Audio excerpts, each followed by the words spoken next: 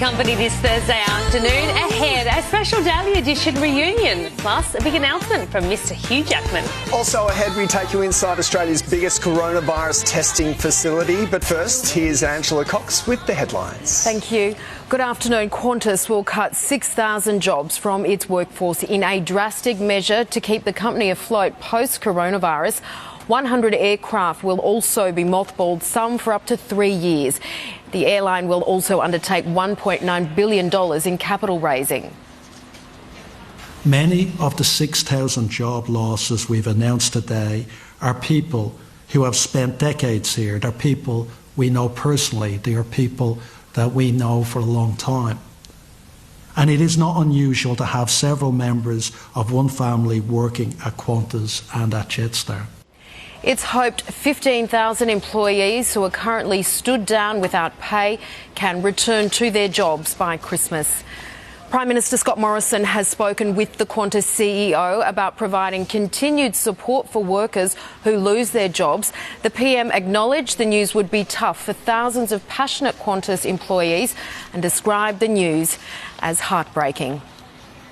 To all of the Qantas family who will be hurting badly today, I extend my deepest regrets about what has had to be announced today. They understand ultimately that when you can't put planes in the air, then the business can't make money. And I know that they will understand that, but it won't make it any easier. Labor has backed calls from the Transport Workers Union for the government to step in with a national plan for aviation. Victoria has recorded its biggest COVID spike in months with 33 new cases overnight. Health officials are now going door to door in 10 hotspots across Melbourne, and up to 1,000 Defence Force personnel will be deployed to help man hotel quarantine.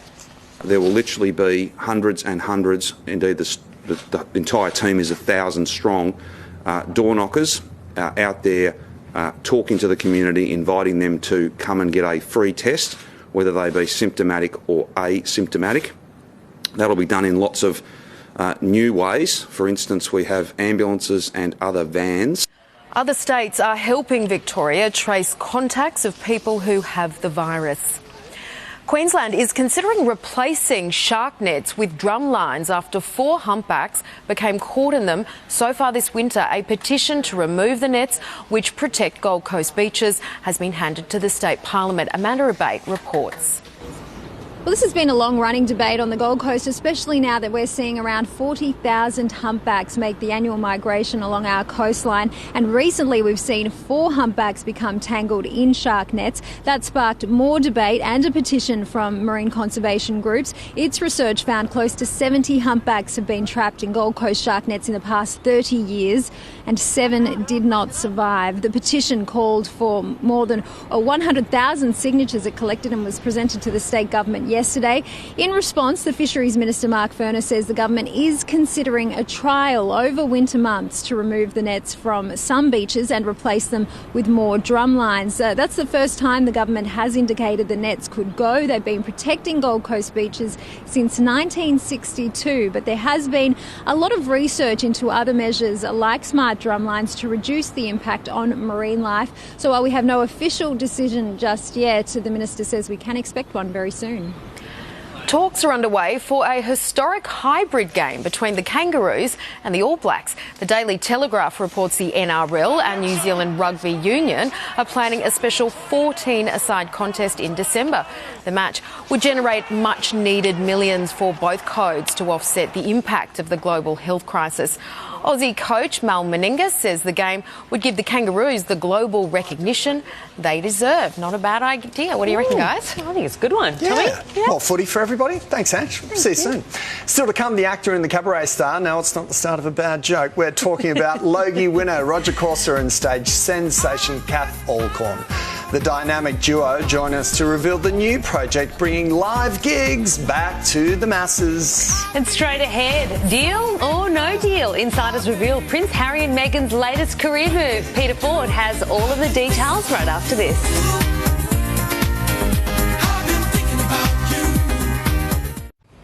The Toronto International Film Festival will go ahead in September as planned, but things will look a little different this year. Our entertainment editor Pete Ford is here. Pete, talk us through the changes. Well, the news is good. I'm so happy after 3 months to be able to say something is going ahead as planned, because there's been so many cancellations. So the Toronto Film Festival is one of the really big ones as a showcase for movies, a launching pad for movies. So they have said, yes, we are happening as planned in September, well, at least the date-wise is as planned. There will be lots of modifications. They will obviously be social distancing. There won't be red carpet events. There won't be parties. They won't even be always using cinemas. In fact, they intend utilising drive-ins for some of the screenings. So there will still be a celebrity element. Nicole Kidman's on the judging panel this year. So, look, it's better that it's happening with modifications than not happening at all. Yeah, for sure. Peter, Hugh Jackman has made an announcement about the future of his Broadway show.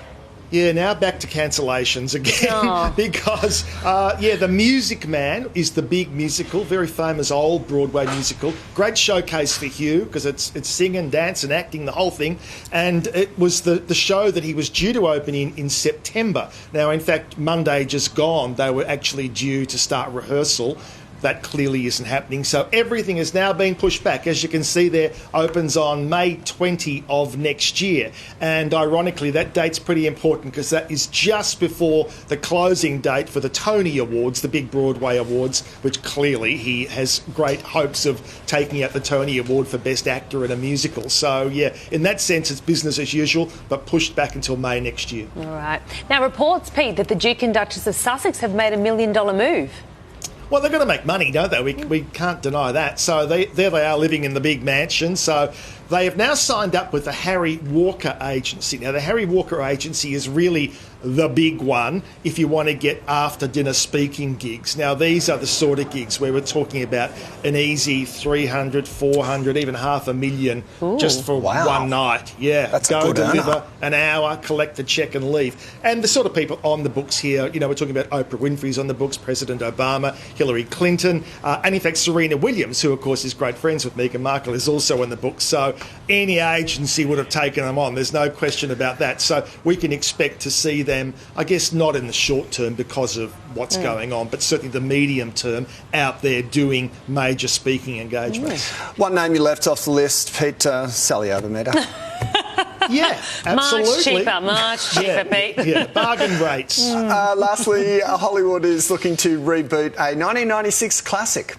Yeah, Twister. I loved Twister when it first came out. And at the time, those special effects were pretty jaw-dropping, right? Yeah. Maybe now you kind of look at it and think, it could have been a bit better because everything has progressed so much. So it made, I think it was about $500 million around the world at the time. So everything old's new again. They're getting a new script writer in. They will obviously utilise the latest technology and we will see Twister once again scaring us all in cinemas around the world. And we will see you tomorrow, Peter, for the final countdown of the Daily Edition. Thank you, will. sir. See you then. See you then, Pete. OK, Sal, here's a question for you. How sweet am I? Be honest. According to my mum, yep, the sweetest. Good. You're her favourite son. Excellent mum choice. Nice one. All right, later this afternoon we get the lowdown on sugars to see what's really behind those health claims. See what you did there. Do you ever feel weighed down by the ever-increasing cost of living? At times it can be stressful trying to keep on top of the family's expenses. Don't you think so, Catherine? You were spot on, Jamie, and we aren't the only ones. In fact, according to the Real Concern survey, 89% of Aussies under 55 are concerned by daily expenses and the burdens of keeping up with living costs. I believe it. Now, what if something happened out of the blue that changed everything and meant you'd no longer be there to take care of your loved ones? What do you mean? Well, here, take a look at this. Okay, take care, mate. We'll talk soon, all right? How's Nick? Doctors told him there's not much else they can do for him other than to keep him comfortable. He said at least he got a full payout from his life insurance, so he was able to pay off the mortgage, which really helps out his family. You know, we'd be in trouble if that were us. Well, maybe we should do one simple thing and get real life insurance too. Yeah, good idea. Okay, now I can see why having life insurance is so important. Yeah, getting real life insurance is one simple thing you can do today to make sure your family is protected regardless of what tomorrow has in store. Great. When you choose real insurance, you'll have peace of mind knowing you are with a multi-award-winning insurer committed to providing exceptional customer service. Award-winning customer service. You got to like that. So how do you apply for cover? You just call one of the friendly team members at Real Insurance who will ask a series of underwriting questions about your health and lifestyle. Plus, Jamie, there is no medical tests or forms to fill out either. Oh, that's good. How much protection could you get for your family? You just choose a cover amount from $100,000 up to $1 million. Or if you are diagnosed with a terminal illness, Real Insurance will pay 100% of your benefit directly to you. Gee, it would be nice to be in control of tying up those loose ends for your family, wouldn't it? Yeah, that's what the benefit is for. Premiums are affordable too. As an example, a 34-year-old female could get $100,000 cover for just $1.46 a week. That's good. And with the Real Reward, you'll even get back 10% of the premiums you've paid after 12 months of your policy. You got to love the Real Reward. Also, when you take out cover, you'll receive a welcome pack in the post that gives you all the information you need about your policy. Great. And let's say you still have a few questions. Sure, you can call their Australian-based team or you can even talk to Real Insurance via Google Assist. Nice. You can do this on your smartphone, home hub, smart speaker or any other device that has the Google Assistant enabled. Simply ask Google to talk to Real Life Insurance to get started. Brilliant. Now, what if your family have to make a claim? Well, Jamie, they can count on it being a stress-free experience because they'll be assigned a dedicated claims specialist who will take them through the entire process. Yeah, that would be reassuring at a very difficult time. Yes, and that's what the team are there for, Jamie. Great.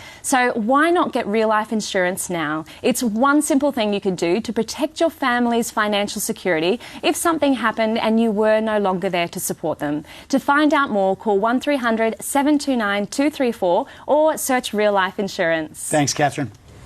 Thanks, guys. Soon for you, we're going to check in with one of our Daily Edition family. Yep, model Chris Smith. Plus, actor Roger Corser and cabaret queen Kath Alcorn are live while they're teaming up to save Aussie music one last gig at a time.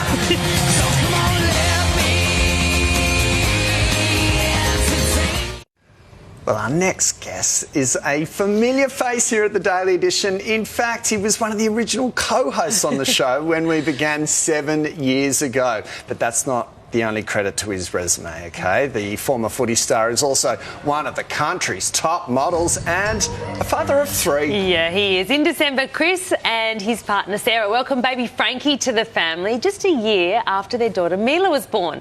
And if his Instagram is anything to go by, the past few months of lockdown have been nothing but bonding with all of his babes. Chris Smith joins us now live from Melbourne. Chris, hello. You got baby Frankie, who's 6 months. You got Mila, who's 18 months. We just saw Mila before. Where'd she go? We were just chatting to her. She's here. Hi. Hey. Hi, Say cutie. Hi. Say hello. Oh, my gosh. So cute. How's family life, Chris? It's great. You know, it's been beautiful, and you know, with the horrible global pandemic that's happening right now, it's really enabled me to slow down. I've not travelled half as much, so I've got to see the girls really progress. Frankie started to crawl. I saw that for the first time. We're teaching Mila lots of new tricks, aren't we, darling? Yeah. What do you do, Harish? Yep, there you go. There you go. It's an educational family right here, so we're spending a lot of time teaching the kids what they really need to know, and Wet William is exactly that. Mate, do you think it'll be a time that you'll never forget? No.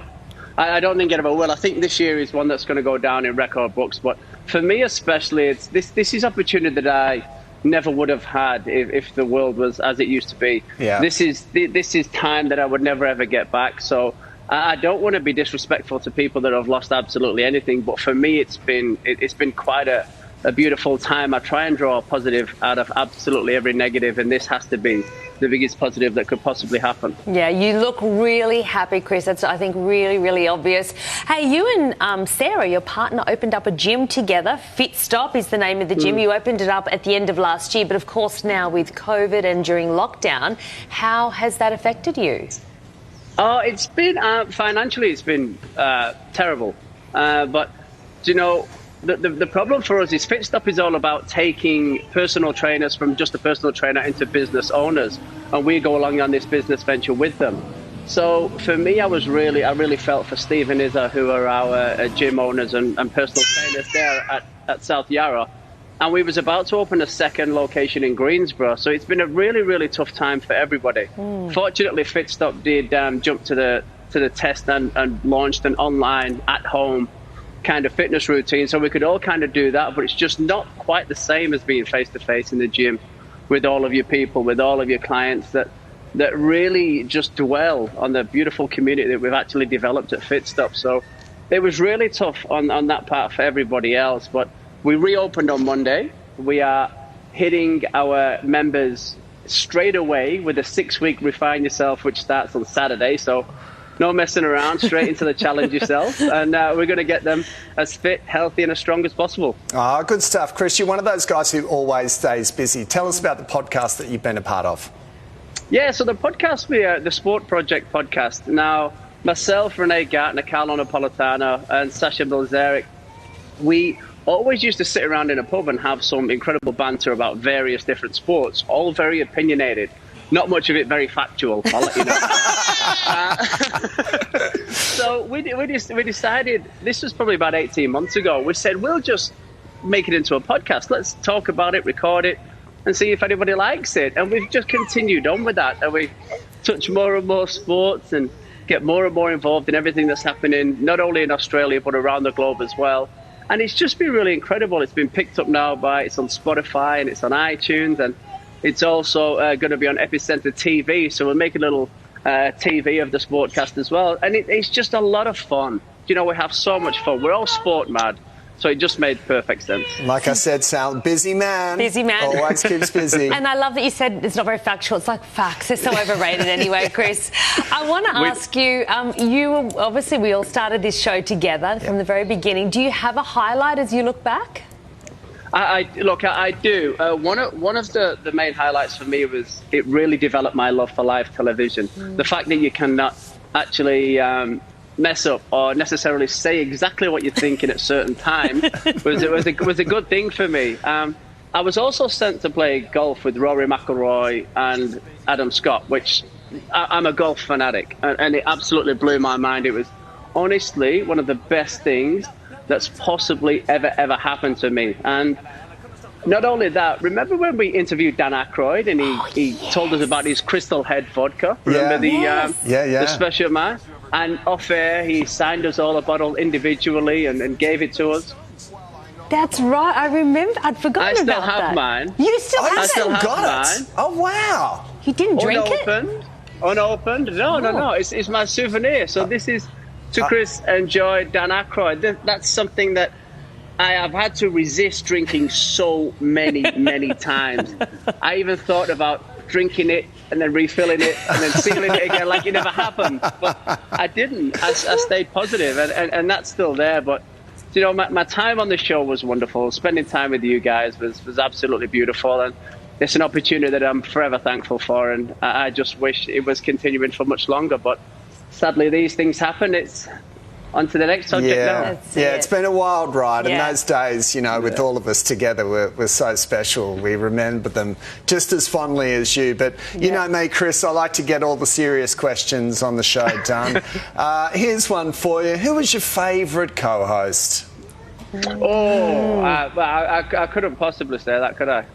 I couldn't possibly say it was Monique. Sorry, there's a bad line, Chris. Bad line. We've had to cut this short. Thank you. Did I drop out? Chris Smith, always a delight. We absolutely love you. Lots of love to you. Good on you, Smithy. See you, mate. Thank you, guys. All the Congratulations. best, man. What a great show. Well done. Indeed. Thank you. See you, mate.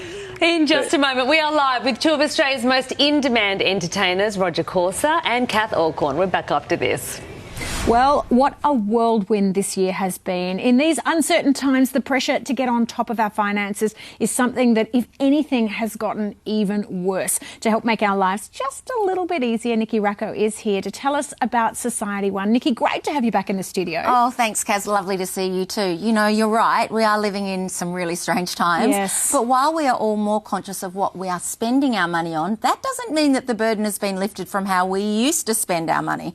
But this is where Society One can help. Yeah. Now, for those who haven't heard, tell us a little bit about Society One and how they can help. Well, Society One is an Australian-owned, award-winning marketplace lender offering personal loans between $5,000 and $50,000. Now, you can choose the loan term and repayment option that best suits you, and there are no monthly fees, early repayment fees or upfront payments. Fantastic. Just a one-off establishment fee, which is included in the total loan amount. The payments are fixed, which makes budgeting so easy, which is important for so many people right now. Oh, absolutely. And there hasn't really been a more important time to really take control of our finances as well. So what have Society One found with the types of loans that people are taking out now?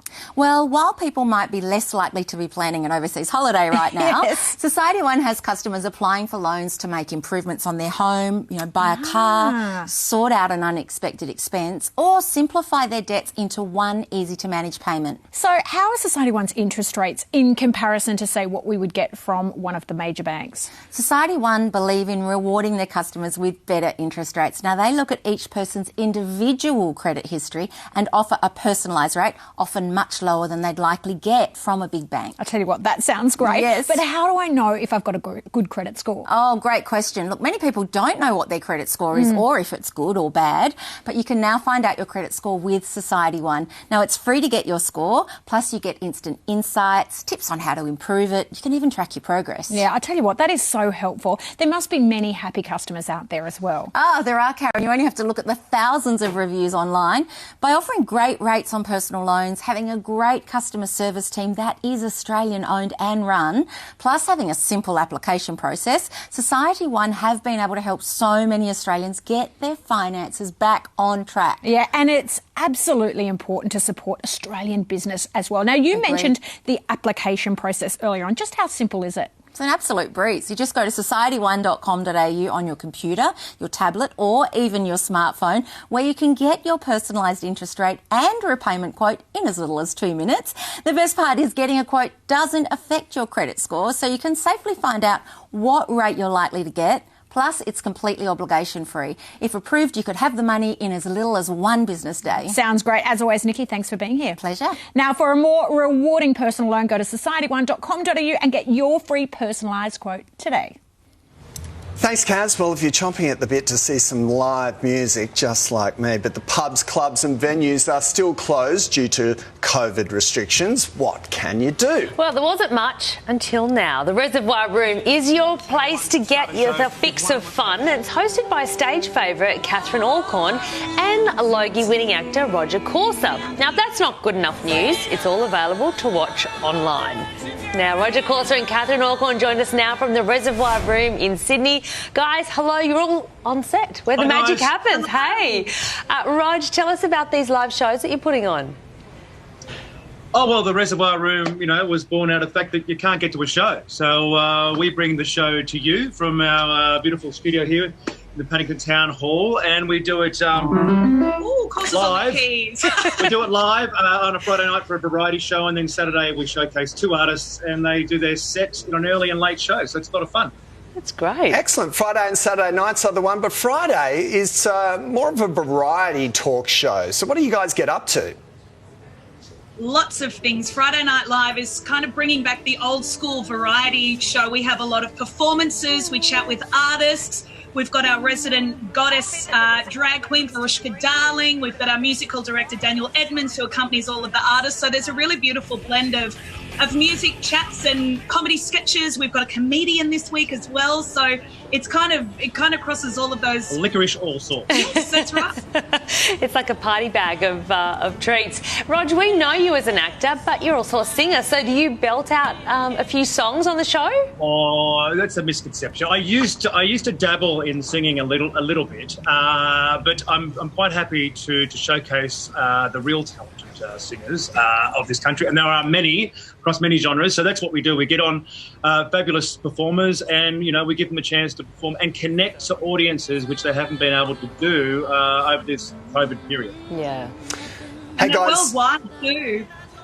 The Aussie industry is mourning the loss of Michael Falzon. He passed away yesterday. This was a guy who was always in the fight, right up to the very end. He was immensely talented and popular, wasn't he?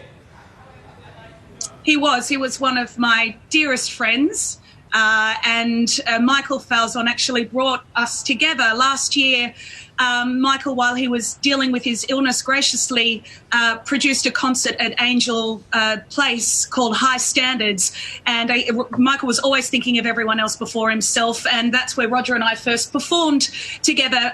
Michael was raising money for the Actors Benevolent Fund. So, yes, we're deeply devastated. And as Michael would have wanted, the show will go on, and that's what we will dedicate in the coming weeks to him. Yeah, so he will be deeply, deeply missed. Yeah, absolutely. And as we said yesterday, he's been on this show quite a few times, and we agree with you, a more lovely man you couldn't find. Guy. Yeah. Catherine, the entertainment sector's taken a massive hit, obviously, over the past few months. The PM announced a $250 million rescue package earlier today. Is it enough? What do you think?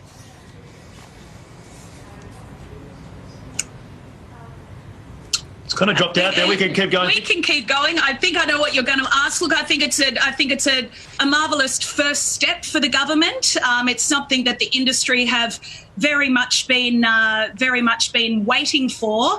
I think there's going to be. It's a great response so far. It's going to take a long time for especially the live entertainment and theatre industry to get back on its feet. So, while this is a fabulous first step, there is a long road ahead. But that's why we hope that the Reservoir Room team here can help connect the performers to their audiences. So, hopefully everything happens sooner rather than later for the industry, because we have taken an absolute hit. We were the first to be shut down, and it looks like we will be the last to be reopened. So we can only hope. Yeah, absolutely. Can I just say, you guys, not only are you putting on a show for all of the performers, but I've seen some of the behind-the-scenes stuff of all the production that you're putting into this, and it looks fantastic. This is not the bedroom of somebody's house. Yeah. Your set, all your production team are really doing a great job of it. So good on you, because you keep the performers and the production alive. Thanks, guys. Yeah, the point of difference, I think, is that we're not just on the iPods and through an iPhone. It's full production, full sound, full lights, and we showcase our artists in the best possible light.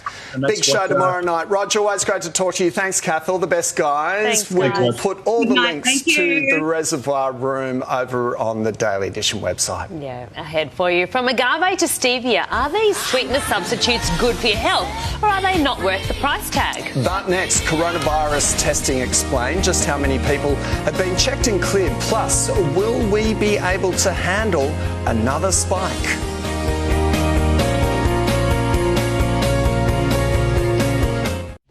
Globally, there has now been over 9.5 million cases of coronavirus and more than 480,000 deaths from the disease.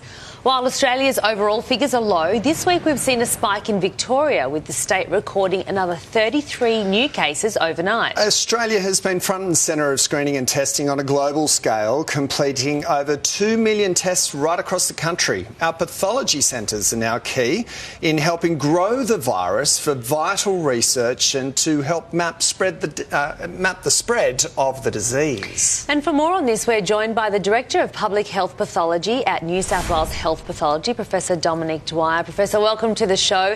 Your pathology centre is the biggest in Australia, and during the peak of COVID-19, how many tests were you doing each day? So, for example, yesterday we did just on 8,000 tests in New South Wales alone, which is a little bit under our capacity of about 9,000 tests. So we've been working really hard. In fact, you could say that we're doing more testing now than we were, say, 2 months ago, even though, fortunately, we have less cases in New South Wales. Professor, along with the usual testing methods, you've also introduced serology testing. How does that differ? So the test that we do to diagnose the acute infection with coronavirus is a swab, and we detect the genetic material of the virus in that swab. But then we also have serology, which is a way of measuring the antibodies in the blood. In other words, when somebody's had the infection, they make an immune response to that infection, and you can measure that in the blood.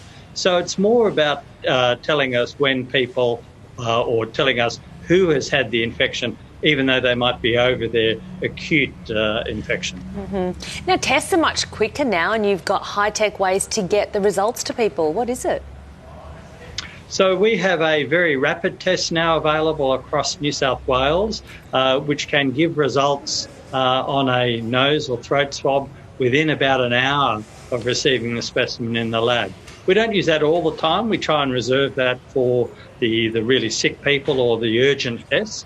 But that is certainly available across New South Wales in both rural areas and in the cities. The facility was also one of the first to be able to grow the live virus in a lab setting. Why is that so useful? So we were able to grow the coronavirus in the laboratory, which is a breakthrough in the sense that then allows us to get an understanding of the genetic nature of the virus, allows us to look at it, visualise it under electron microscopy. It also allows us to develop further tests like the serology tests that I've talked about. So that really is a crucial breakthrough. And we do that in our high-level biosecurity laboratory. The testing that you're working on actually helps to map the virus, Professor. Can you take us through how that works? A really significant advance has been what we call whole genome sequencing. In other words, sequencing the whole virus. And by sequencing virus from all the patients who've had the infection, we can sometimes work or often work out where they got the virus from. So, for example, we can see when clusters in communities or in aged care facilities or on cruise ships and so on occur, we can identify the virus from other people that might be linked to that particular outbreak. So that becomes a really important public health intervention and helps our public health officers track down where cases are. This is something that's on everybody's mind. What will it mean if we see a second wave, and what will testing facilities, will they be able to cope with that? Well, I think we will, yeah. So we're obviously concerned about a second wave, whether that happens overseas, of course, and interferes with people travelling to and from Australia. And we're also worried about what's happening in Melbourne at the moment. So this second wave, the way to manage that is to test as many people as possible who've got symptoms to see if they've got any COVID-19 infection, in which case then they can be put into quarantine and managed. So we're doing a large amount of testing to sort of monitor for these hidden cases, if you like. Yeah. All right. And fortunately, we haven't found too many. Thankfully. All right. Thank you so much, Professor Dominic Dwyer. Lovely to have you with us. Thank you. All right. We're back with more in a moment. Well, if you struggle to read most things without squinting, then look at what James has for us. Hi, James. Hi, Karen. Look, when you can't see, it's frustrating. Yes. Trying to thread a needle, reading small print, or trying to work on a hobby can be just too difficult. Now, if this sounds like you, then you'll love the all-new Zoom Vision Plus, the incredible eyewear that brings the power of a magnifying glass right where you need it most. And now with powerful LED lights, it can help you see things you've been missing day or night with no prescription required. Now, have a look at this dictionary here. You can see it's got small print. In fact, it's so small, it's almost impossible to read. But watch as we put the Zoom Vision Plus in front. You can see the print through the lens. It's magnified by an incredible 160%. Look at the difference before and then look at the difference after. These are like two magnifying glasses you can wear. Watch this as we dim the studio lights, because unlike regular prescription glasses, with Zoom Vision, even though it's dark, it's still clear thanks to the two built-in LED lights. Now, they're ultra bright for incredible high beam vision, perfect for reading menus, ingredient lists, small instructions, even craft activities or intricate detailing. Plus, Zoom Vision comes with batteries already installed. I tell you what, this is fantastic because I absolutely hate getting out my phone light just to read the menu at a restaurant. It's the worst, isn't it? What is the secret here? Well, the secret's in Zoom Vision's ultra-sharp high-definition lens technology combined with dual LED illumination to help you see intricate details with laser clarity up to 160% bigger and all hands-free. Seeing small objects used to be a problem for me, but now with Zoom Vision Plus, I can see them better than ever. Zoom Vision was like a miracle. I put them on and suddenly I could read small print again and not be so frustrated all the time. Wear them over your prescription glasses or contact lenses and enjoy reading and arts and crafts. You can wear them during the day without the lights on or at night without disturbing anyone. Remember, the whole lens of Zoom Vision Plus is a magnifying glass thanks to that incredible 160% magnification. No prescription needed. Anyone can use them day or night. Gee, that's good, isn't it? Give us the deal. Well, fiddly, intricate repair jobs are almost impossible if you can't clearly see what you're doing. With Zoom Vision Plus, everything becomes clearer, easier and larger. Call 029 387 4100. Get to cleverrange.com.au. Get your pair of Zoom Vision Plus with LED plus a spare set of batteries. Order right now. You'll also get a pair of these aviator glasses with the protective case. We'll even give you a pair of the original best-selling Zoom Vision for daytime wear. That's the Zoom Vision Plus, the aviator glasses and the Zoom Vision Original, all for just $69.95. Now, if you're one of the first 78 orders per state right now, we'll double the whole offer. Buy one set, get a second set free. That's 2 pairs of Zoom Vision Plus with LED, 2 pairs of aviators, 2 pairs of original Zoom Vision, as well as spare batteries, all for just $69.95. It's a limited time offer, not available in stores. Call 029 387 4100. Get to cleverrange.com.au and don't miss out. I'm going to get on the phone and grab my pair. Thanks, James. Thanks, Kat. Still to come, a check of the national weather forecast as Brisbane shivers through one of its coldest days on record. And next, pour some sugar on me. We're talking all things sweeteners, from household staples to sugary substitutes. The good, the bad and the ugly truth is next.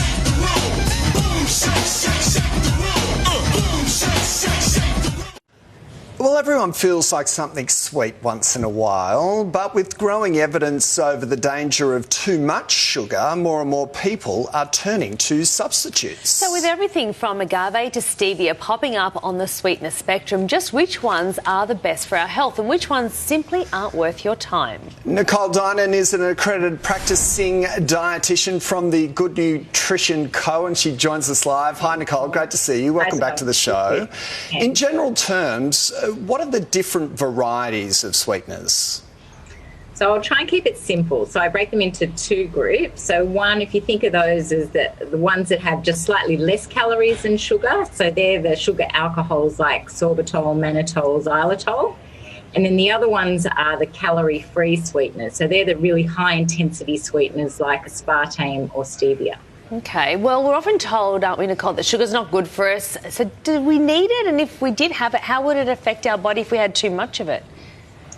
Well, in all reality, Sally, we're actually hardwired to seek out sugar like our ancestors. So the only problem is we've just got way too much of it available to us these days, and it is an addictive substance, so we just can't stop eating it. So because of that, it ends up leading to obesity, heart disease, diabetes, and even tooth decay, so it can be a bit problematic. Nicole, white table sugar, brown sugar and raw sugar are the most common ones that we see. How do they all differ? So white table is really your garden variety sugar that everyone's familiar with. So that's a refined sugar from sugarcane or sugar beet. Then brown sugar is really just white sugar with molasses added to it. And raw sugar is really like the step before refined sugar. So it's a less processed version of refined white sugar.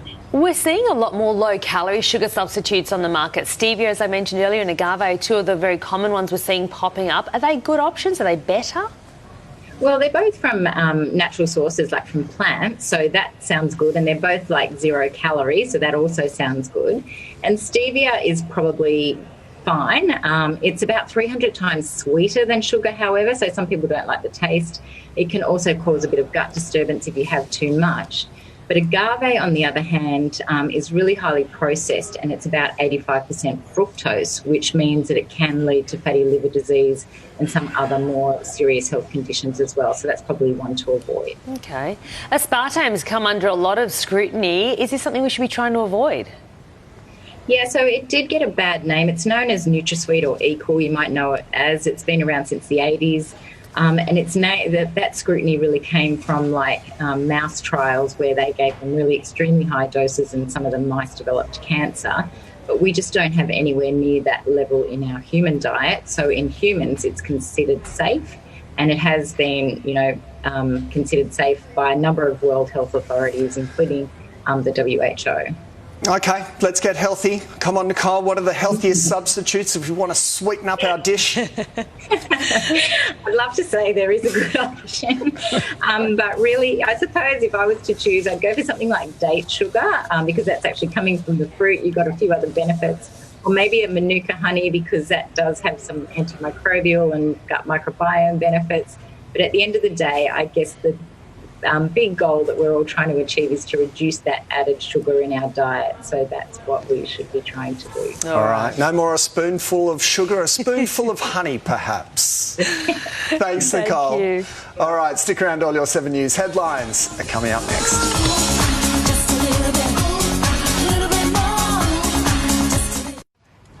Let's go to the 7 Newsroom now and get the latest headlines from Ange. Thank you. Good afternoon. Qantas will cut 6,000 staff in a dramatic measure to keep the airline in the skies post-coronavirus.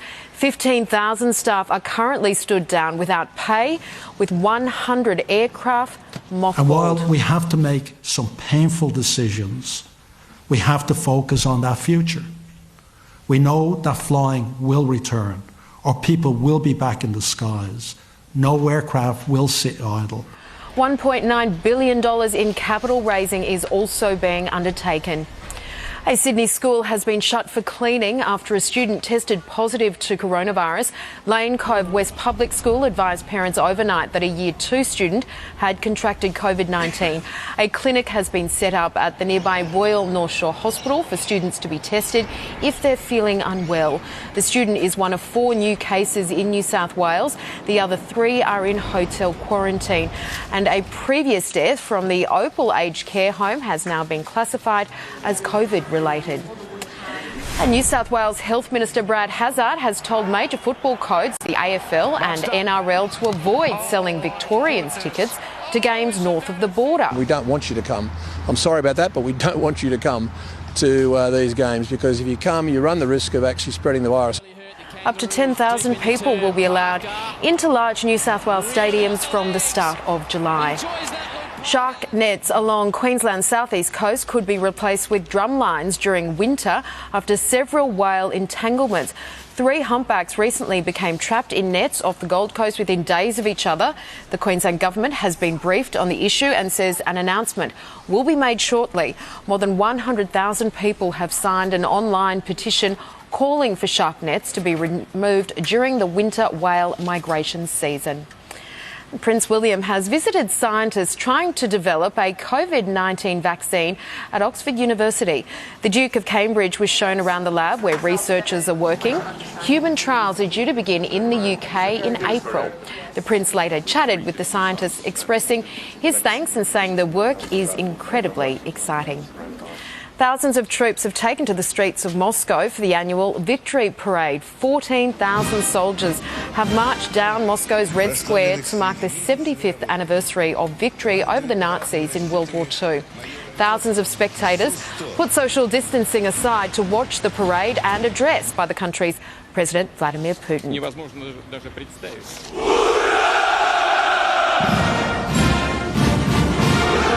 Originally scheduled in May but had to be postponed because of the coronavirus outbreak. Let's get a check of the weather forecast now. 7 News meteorologist Tony Auden is in our weather centre. How's it looking, Tony? Oh, good afternoon, Ange. It's pretty quiet for most of the nation apart from a few showers across the southeast. Let's check the current conditions. It's 15 degrees in Adelaide at the moment, some patchy cloud around. In Melbourne, a couple of showers streaming in from the west over the past hour. It's also 15 degrees. And further north, sunny skies in Sydney and Brisbane, where it's 18 and 20 degrees respectively. Onto the satellite, plenty of low-level cloud over eastern parts of New South Wales, but it's not bringing any rain. Otherwise, we have a series of troughs helping to bring those showers to Victoria and Tasmania. Into tomorrow, those systems slip away and are replaced by a large high-pressure pressure system here. It'll bring clearer skies and a cooler night. The next cold front starts to approach Western Australia late. It'll bring some late showers, even a storm to Perth, a warm top of 21 degrees there. Then dry for all remaining capitals. Patchy cloud for Adelaide, Melbourne and Hobart. Tops of 15, 14 and 12 degrees. More sunshine in Sydney, 9 up to a top of 18 degrees. And blue sky in Brisbane, 9 overnight, then 22 degrees, the forecast maximum. Then into Saturday, a similar pattern. Showers continuing in Perth, then dry elsewhere, cooling down across the southeast. We're looking at tops of 13 degrees for Melbourne and Hobart. Sydney drops to 17. Brisbane fairly steady, a little bit warmer, 11 up to 22 degrees rather. And, 16 degrees the top in Adelaide. Now, that's the latest weather. More in the news at 4 and 6. And a big thanks for having me on the Daily Edition over the past few years, guys. We have absolutely loved it, Tony Auden. Thank you so much. And thanks for the news headlines. Tommy, that's another show done. Yep. And we will see you guys tomorrow at 2 for the Daily Edition finale. We look forward to seeing you then. Bye.